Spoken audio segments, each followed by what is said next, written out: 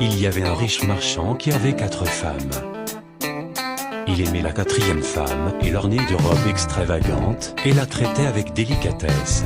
Il prit grand soin d'elle et ne lui donna rien d'autre que le meilleur. Il a aussi beaucoup aimé sa 3e femme. Il était fier d'elle et a toujours voulu la montrer à ses amis. Cependant, le commerçant a toujours eu très peur qu'elle s'enfuit un jour avec d'autres hommes. Le marchand a aussi aimé sa 2e femme. Elle était très attentionnée, toujours patiente et sa confidente. Chaque fois que le marchand faisait face à des problèmes, il se tournait toujours vers sa 2e femme et elle l'aidait toujours à s'en sortir et à traverser les moments difficiles. La première épouse du marchand est une partenaire très loyale et a fait de grandes contributions dans le maintien de la fortune et des affaires de son mari, ainsi que prendre soin de la maison. Cependant, le marchand n'aimait pas la première femme, et bien qu'elle l'aimait profondément, il ne la remarquait guère. La fin arriva. Un jour, le marchand est tombé malade. Peu de temps après, il savait qu'il allait bientôt mourir. Il pensa à sa vie luxueuse et se dit: maintenant j'ai 4 femmes avec moi. Mais quand je mourrai, je serai seul. Je serai vraiment seul. Ainsi, il a demandé à la 4e femme: je t'ai le plus aimé, je t'ai offert les meilleurs vêtements et j'ai pris grand soin de toi. Maintenant que je suis en train de mourir, est-ce que tu me suivras et me tiendras compagnie? Pas question, répliqua la 4e femme, et elle s'éloigna sans un mot de plus. La réponse était comme un couteau aiguisé dans le cœur du marchand.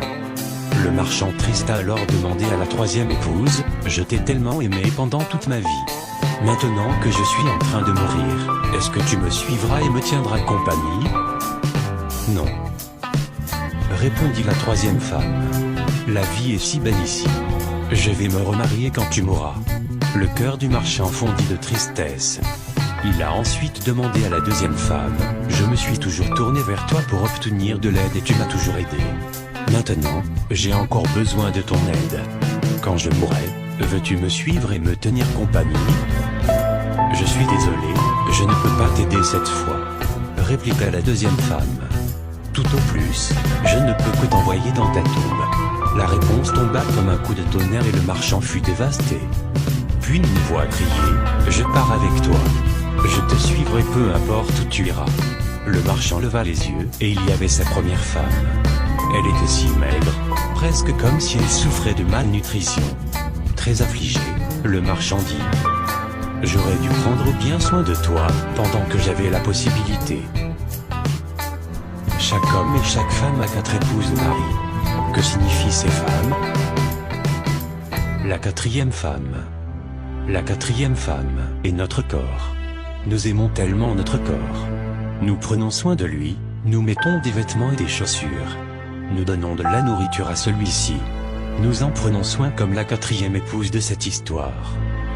Mais malheureusement, à la fin de notre vie, le corps ne peut pas nous suivre dans l'autre monde. La 3e femme, notre 3e épouse, nos possessions, statut et richesses. Quand nous mourrons, ils vont tous aux autres. La seconde femme, la 2e épouse est notre famille et nos amis. Peu importe à quel point ils étaient là pour nous quand nous sommes en vie, le plus loin qu'ils puissent rester près de nous est jusqu'à notre tombe. La première femme, la première épouse est en fait notre âme, souvent négligée dans notre quête de la matière, de la richesse et du plaisir sensuel. Une histoire à nous faire méditer sur nos priorités, une invitation à nourrir son âme avant son corps, de vivre toujours avec l'idée que nous serons seuls après notre mort, et que malgré les richesses que nous aurons accumulées, l'important est d'avoir une belle existence, d'avoir laissé une bonne trace, une leçon de vie. Merci de liker cette vidéo. Merci de partager cette information autour de vous.